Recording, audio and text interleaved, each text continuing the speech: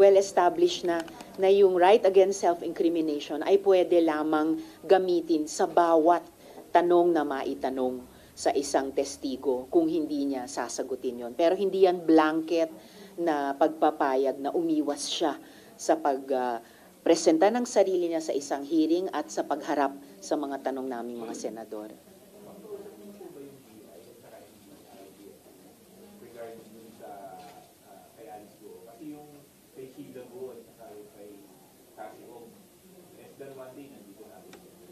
That's true, kaya't inaalam namin kung anong petsa at oras, anong oras pinakamaagang pwede siyang ibalik dito. Nagko-coordinate na rin ang Senate Office of the Sergeant at Arms sa NBI.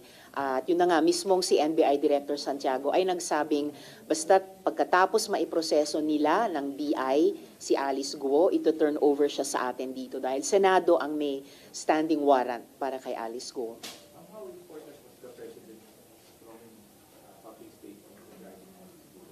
Very important.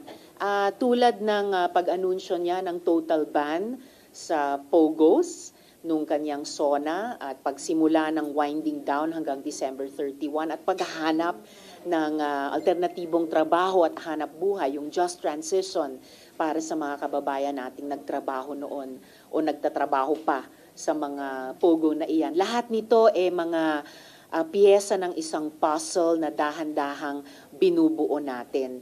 At I am happy to say na matimbang na bahagi doon ang trabahong ginagawa ng Senado sa pag-iimbestiga dito laban sa POGO. So mabuti at malalakas nga ang mga statement ni Presidente tungkol kay Alice Guo.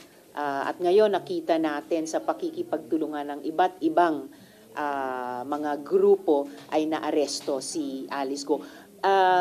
Pagkatapos ma-confirm natin na naaresto siya independently, na-confirm din namin sa mga Indonesian contacts namin ang pagka-aresto sa kanya. Kaya terima kasih sa mga kaibigan natin sa Indonesia at maraming salamat sa lahat-lahat na nagtulungan upang siya ay madakip.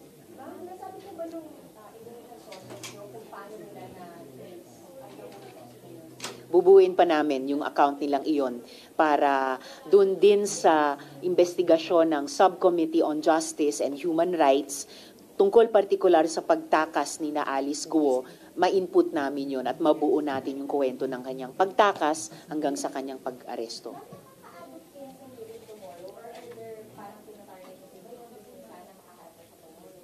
I'm really hoping makaharap na siya bukas, so tina-target namin, but we can only target so much dahil malaking bagay muna malaman namin sa pagitan ng Indonesian at Philippine authorities kailan talaga at anong oras siya maibabalik dito.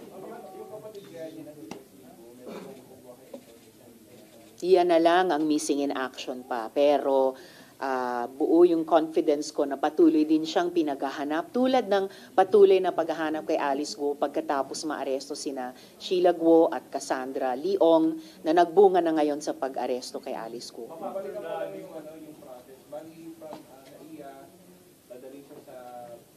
Yes. Yes. Apo. After the hearing tomorrow, anong disposition will she be detained here or ipapaubayan sa NBI? Kung makaharap na siya sa hearing bukas, yan ay hearing ng Justice and Human Rights Subcommittee. Ihaharap na namin siya doon kung nandito na siya sa Pilipinas. Kahit pa makaharap na siya bukas, ang source naman ng warrant niya ay mula sa Senate Committee on Women. So kailangan pa muna siyang humarap sa susunod na hearing ng Committee on Women bago makapagdesisyon kami sa disposition namin sa kanya. So she will stay here or will end? She will stay here at the Senate. Could you call on the Department of Justice and other agencies na bilisan yung pagkasampa ng kaso? Kasi ma'am, pag nirelease ninyo from Senate custody, dahil halimbawa nakaharap na siya o sinagot ko sa inyo, so flight risk siya kung wala pa rin warrant of arrest from the court. Tingnan po natin kung mahinog na yung unang-unang kasong isinampalaban sa kanya, yun ang kaso ng DOJ for qualified human trafficking. So qualified trafficking in persons na isang non-bailable offense.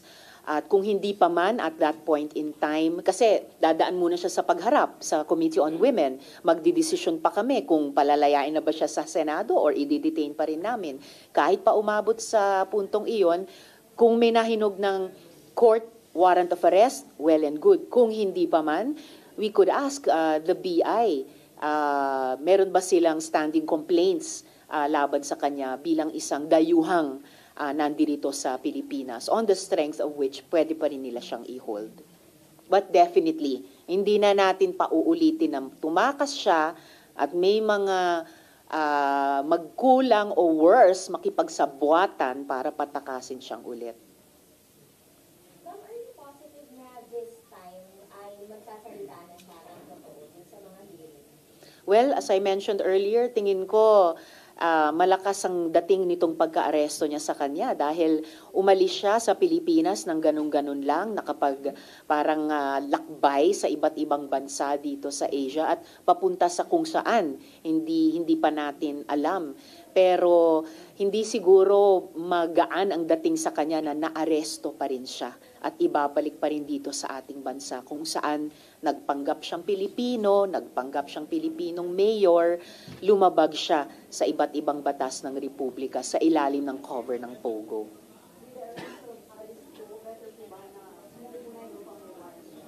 Definitely.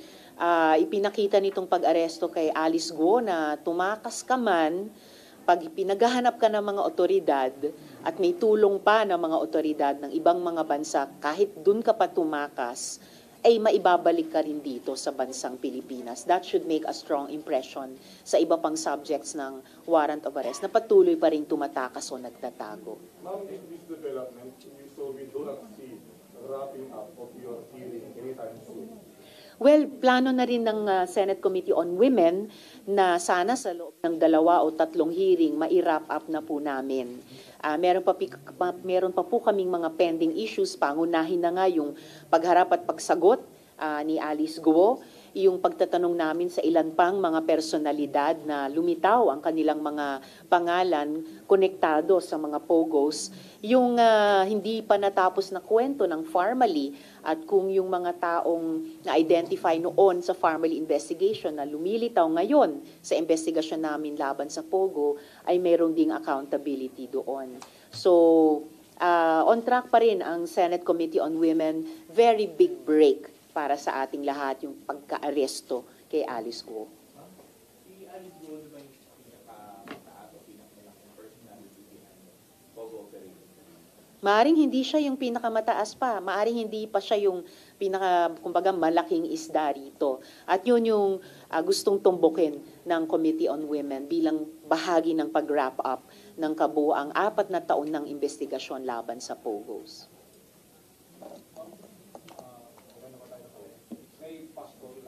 Operation ng PNP, parang 12 days na ba? Or marami nang naiinit eh. How is the Senate looking at this? Especially sa inyo nagsimula yung investigation sa kanya. Standing pa rin yung warrant of arrest issued ng Senate Committee on Women.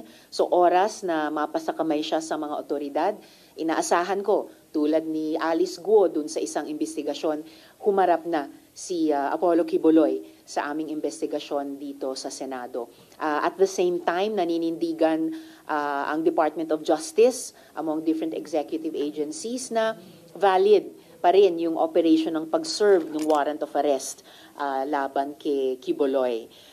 Merong temporary protection order ang Davao Court, pero partikular dun sa magkaroon ng access yung mga KOJC members sa lugar, pati na yung mga estudyante doon sa Jose Maria College.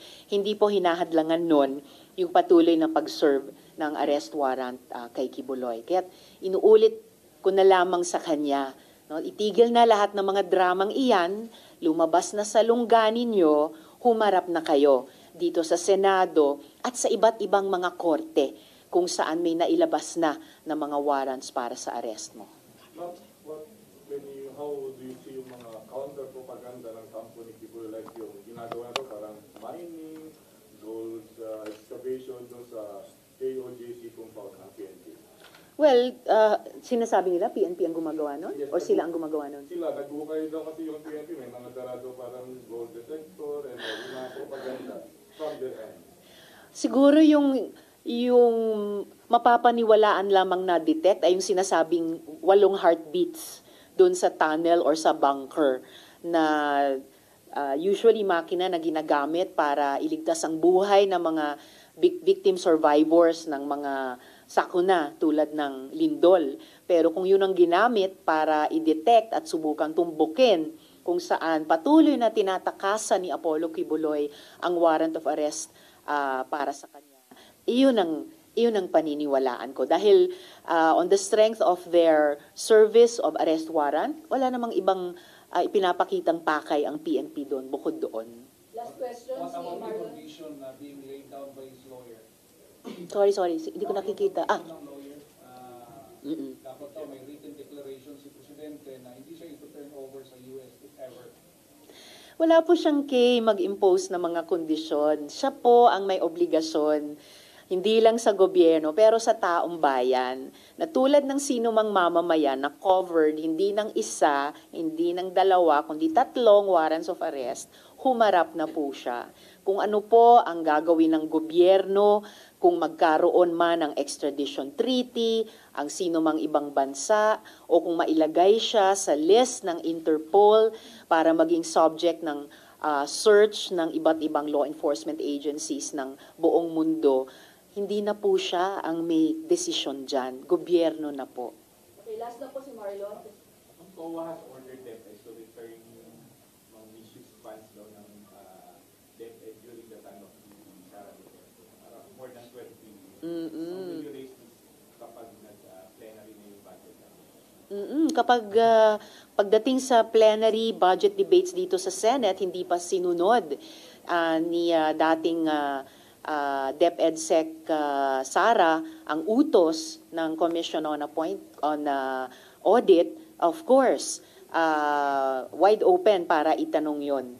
Itanong ko o nino mang kasama ko dito sa Senado. Dahil idinadaan ng bawat ahensya sa ganyang proseso. Pagsagot sa mga tanong o utos na ng COA bilang pagtimbang kung justified ba yung hinihingi nilang budget para sa susunod na taon. Then were you surprised na ganun kalaki yung nakita ng mga state auditors na parang mali yung pagtesta ng department?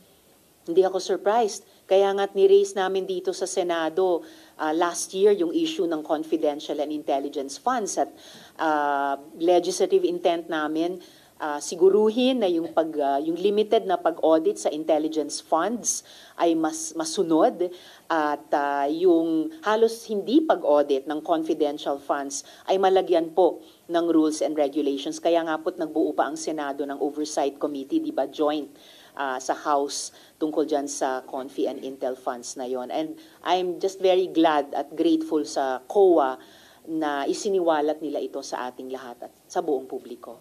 Should the same scrutiny be applied to the budget of OP? All agencies ay subject sa anumang pagtatanong mula sa Kongreso. Bilang sila executive, sila ang gagastos ng budget na iyan, pero kailangan muna sila dumaan sa scrutiny ng other branch and co-equal branch of government. Okay, thank you po. Salamat po.